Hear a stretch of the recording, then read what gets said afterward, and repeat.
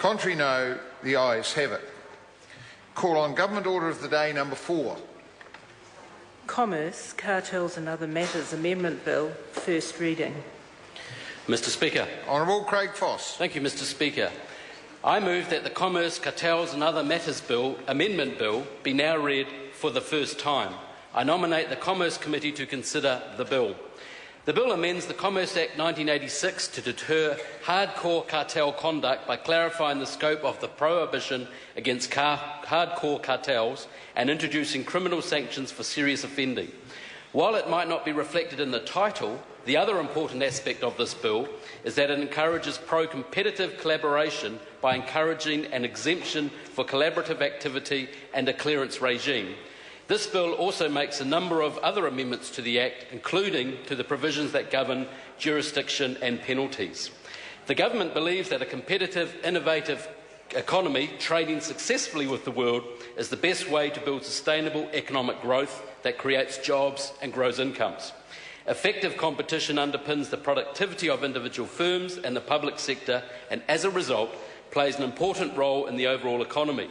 The bill provides a vehicle to build a stronger, more competitive economy by encouraging pro-competitive collaboration and innovation and deterring hardcore cartel conduct. Mr Speaker, hardcore cartels are formed when rival firms agree not to compete with each other by fixing prices, restricting outputs, allocating markets or rigging bids. They cause harm to consumers and have a negative effect on economic efficiency. In 2010, Cabinet agreed to release a discussion document exploring the introduction of criminal sanctions for hardcore cartel conduct. Submissions identified problems with the current regime. In particular, there was uncertainty over the scope of prohibition and whether it prohibited legitimate pro-competitive conduct. Submitters suggested that if the scope of the prohibited conduct was ill-defined, then introducing criminal sanctions could exacerbate existing problems by having a chilling effect on commercial behaviour and increasing compliance costs. In response to this, the policy process is focused on clarifying the law around hardcore cartel behaviour and to ensure that any changes support pro-competitive business arrangements. To facilitate this, Cabinet agreed to develop and consult on an exposure draft bill.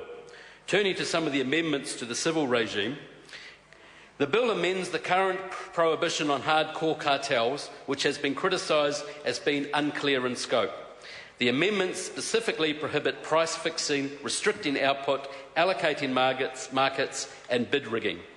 During the policy process, there was discussion about whether the prohibition would focus on the purpose or the economic effect of the cartel arrangements. Given the negative effects of hardcore cartels, this Government considers it is important that the prohibition extend to both. It is not enough to say, but my purpose wasn't to fix prices, when it was reasonably foreseeable that the conduct would have the effect of fixing prices, allocating markets, restricting output or rigging bids. To ensure the bill encourages collaboration, it has a number of key features. These include 2 new exemptions, the collaborative activity exemption and the exemption for vertical supply arrangements. It also introduces a clearance regime for collaborative activities. The collaborative activity exemption replaces the current joint venture exemption. It should make it clear to businesses that pro-competitive and efficiency-enhancing activities are encouraged under the Commerce Act, not prohibited. The collaborative activity exemption has been designed so that businesses can assess for themselves whether their proposed collaboration falls within the exemption. It asks whether the collaborative activity has a legitimate collaborative purpose. In other words, that the activity does not have a dominant purpose that is anti-competitive, and whether the cartel provision is reasonably necessary to achieve that purpose. The exemption for vertical supply arrangements ensures that arrangements within a vertically integrated company that are commonplace and generally considered to enhance consumer welfare are exempt, except where they have an anti-competitive purpose. The bill introduces a clearance regime that allows businesses to approach the Commerce Commission, prior to entering into an arrangement. Clearance provisions provides confirmation for a business that the proposed collaborative activity would not breach the Act. These features act as safeguards to ensure that the bill appropriately targets anti-competitive conduct that harms New Zealand's productivity and competitiveness. The introduction of criminal sanctions remains an area of contention. I believe that with the introduction of criminal sanctions, New Zealand stands to benefit in three ways. Firstly, increased deterrence of hardcore cartels due to the severe sanctions, associated stigma and possible restriction of an individual's freedom. Secondly, increased detection of hardcore cartels from improving the effectiveness of the leniency regime by increasing the value to the individual applying for leniency. The leniency regime is administered by the Commerce Commission and encourages cartelists to come forward in return for leniency. Thirdly, an improved ability to cooperate and detect hard cartel conduct. This is particularly important for global cartels where information is more likely to be shared with countries that have criminal regimes. People that intentionally participate in hardcore cartels deserve to be sanctioned in the same way that those that participate in tax evasion, fraud or other white-collar crimes. For this reason, the bill proposes that individuals be subject to a maximum criminal penalty of 7 years imprisonment.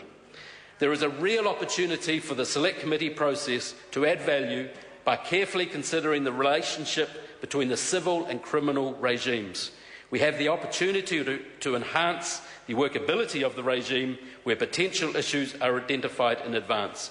I'd encourage both competition and law specialists, criminal law specialists, to consider the relationship between the two regimes, and I'll be particularly interested in the submissions that the Select Committee receives.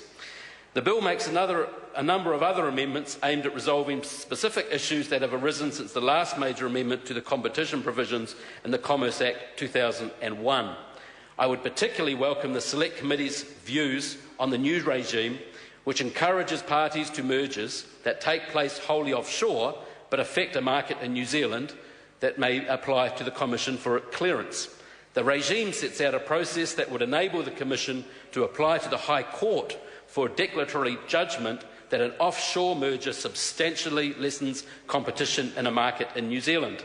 The High Court would then have the power to make an order against the New Zealand-based company to remedy the competition concern.